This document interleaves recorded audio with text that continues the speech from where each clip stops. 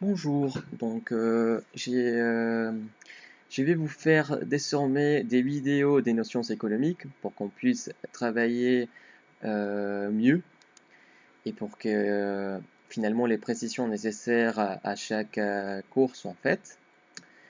Je commence pour cette fois-ci avec la notion de croissance endogène.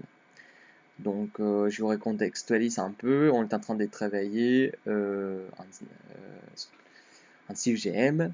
Là, les thèmes concernant les rôles de l'État dans l'économie, c'est pourquoi on a travaillé la notion des indicateurs économiques. On a rebondi sur les notions des indicateurs économiques. Après, on a travaillé la notion des conjonctures et structures économiques.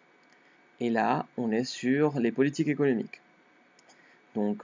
Cette notion, la notion de croissance endogène, est pertinente pour améliorer l'analyse économique. Ici, comme vous le savez, on se retrouve encore une fois avec la notion de croissance. Donc la croissance, c'est l'effet d'augmenter la richesse d'un territoire donné, dans une période donnée. Et donc ici, on a un autre terme, et c'est celui d'endogène. Pourquoi est-ce que on parlerait d'une croissance endogène? La précision sur le terme endogène, c'est que ça revient à l'intérieur d'une structure. C'est-à-dire que on va augmenter les richesses en s'évassant, en se servant finalement des éléments clés de la structure économique d'un pays. Au contraire à ce qui serait une croissance exogène qui renvoie plutôt à l'extérieur. Ici, pour revenir sur les éléments de diapo, la croissance endogène est une croissance qui est entraînée par l'État. Donc c'est les premiers éléments à retenir, c'est une croissance entraînée par l'État. C'est finalement l'État qui provoque l'augmentation de la richesse. Mais pourquoi et comment est-ce qu'il le fait? Il le fait d'abord à travers deux domaines, deux leviers clés pour n'importe quelle économie.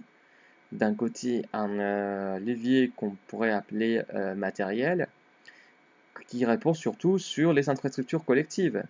Les réseaux routiers, autoroutiers, aéroportuaires, téléphoniques, vous le savez, ce sont finalement des activités de base pour n'importe quelle entreprise qui leur permet après, euh, leur permettant après de pouvoir développer ces autres activités.